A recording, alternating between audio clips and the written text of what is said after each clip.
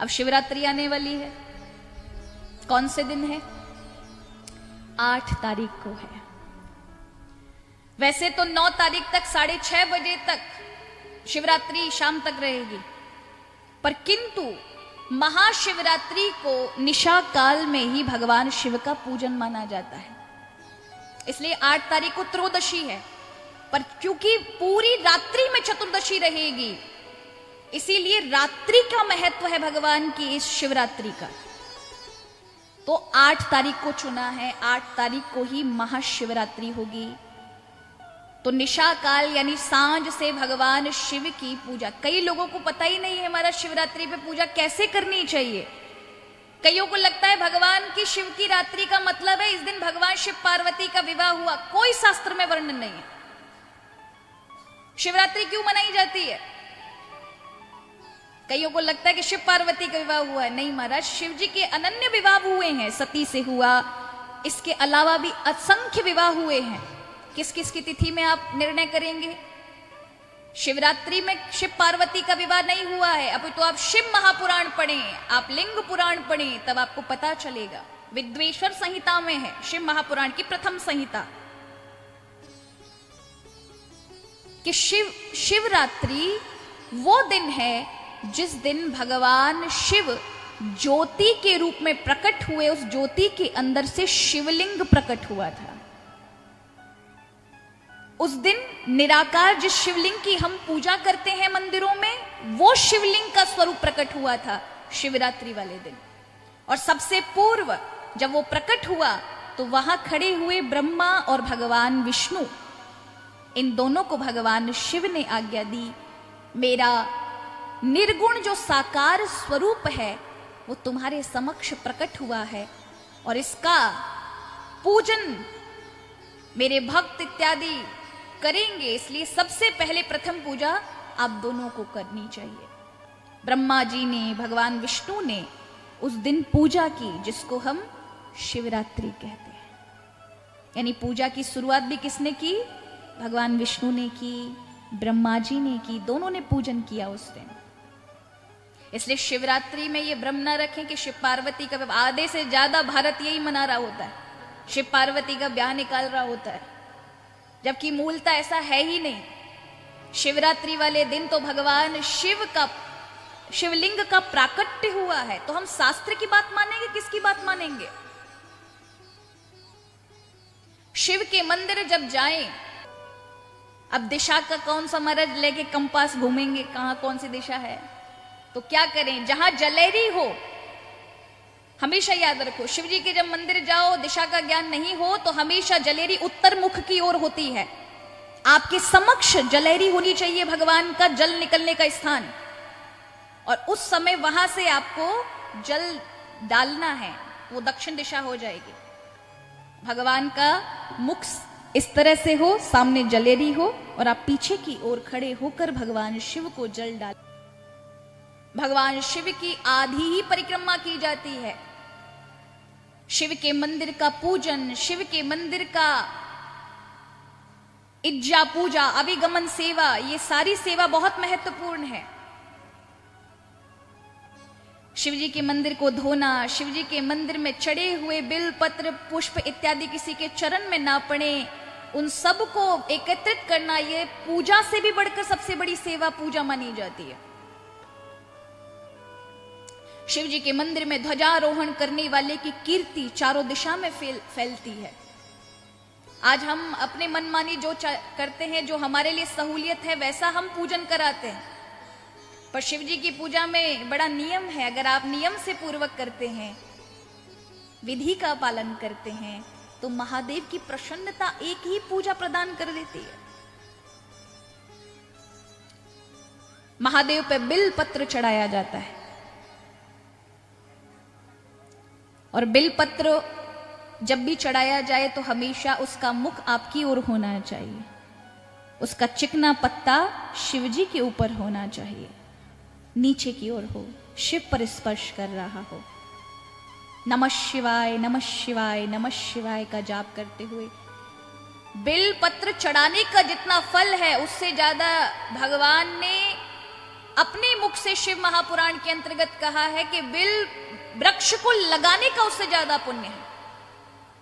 यदि किसने अपने जीवन में एक बिल्व वृक्ष को लगाया है, पाला है, बड़ा किया है, तो उसने 1,00,000 शिवलिंग की स्थापना की मंदिर बनाकर, ऐसा फल प्राप्त होता है। एक शिवलिंग का ही बहुत बड़ा फल है। एक बिल्व वृक्ष को लगा देने का फल इतना है। वहां पर दीप माला लगाए तो उसके जीवन में कभी वंश की कमी नहीं होती। कभी कुमकुम चंदन ना मिले तो बिल्व पत्र के मूल में लगी हुई माटी को यदि माथे पर लगा लिया जाए तो उससे महान पुण्य की प्राप्ति होती है। बिल्व वृक्ष के नीचे पड़ा हुआ कोई स्तोत्रम, की हुई भगवान की सेवा, किए हुए मंत्र साधना तक्षण लाभ देती है, तक्षण पुण्य का प्रदान करती है, फल का प्रदान करती है। तो बिल्व पत्र की बड़ी महिमा है, तोड़ने से ज्यादा लगाने की महिमा बताई है। और बिल्व वृक्ष भगवान को अत्यंत प्रिय है, इसलिए बिल्व वृक्ष का महाराज विशेष हम ध्यान रखें। कहा जाता है कि जब आप तोड़ते हैं तो तोड़ने से पूर्व भी, क्योंकि लक्ष्मी के स्वरूप से बिल्व वृक्ष बना है, लक्ष्मी ने साधना की थी, इसलिए बिल्व वृक्ष में से एक पत्ता भी यदि चढ़ाते तो धन संपत्ति की कमी नहीं आती उस व्यक्ति को।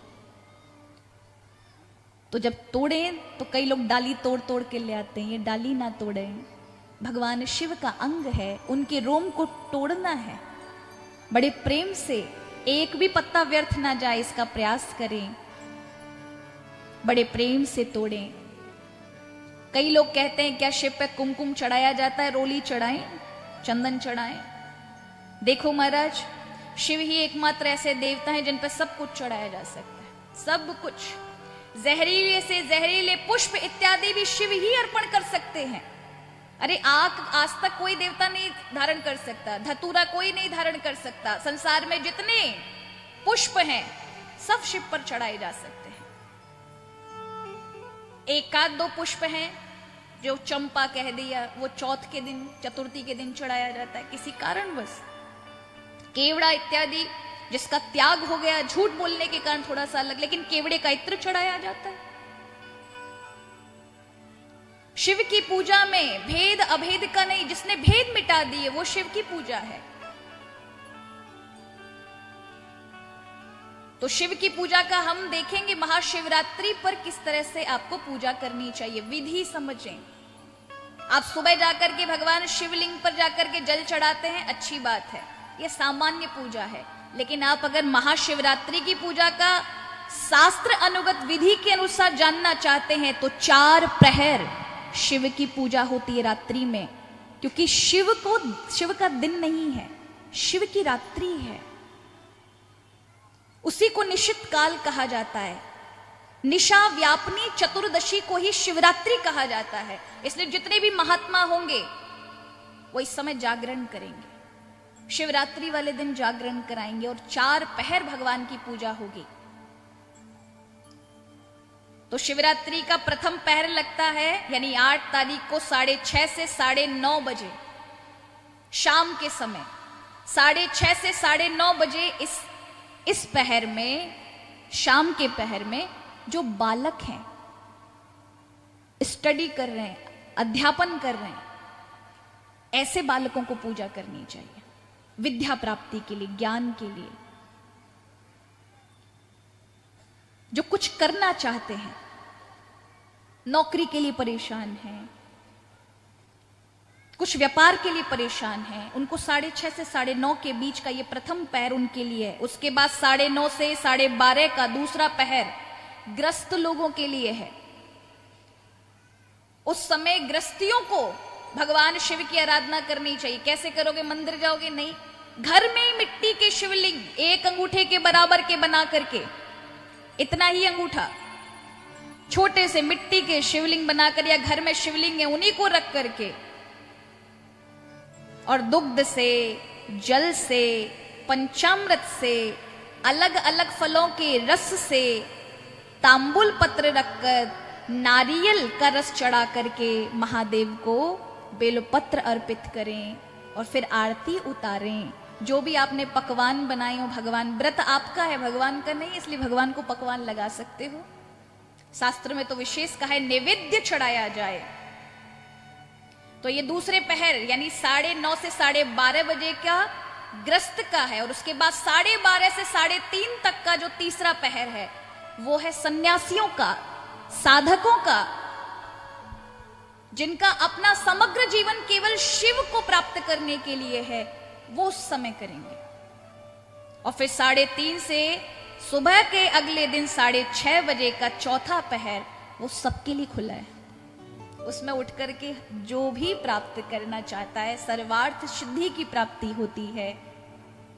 वरन देखा जाए ये चारों पहर में ही भगवान के भक्त चारों पहर की पूजा करते हैं, लेकिन अगर आपसे चारों पहर नहीं होता तो इन चारों पहर में से किसी एक पहर में अवश्य भगवान शिव की पूजा करिएगा।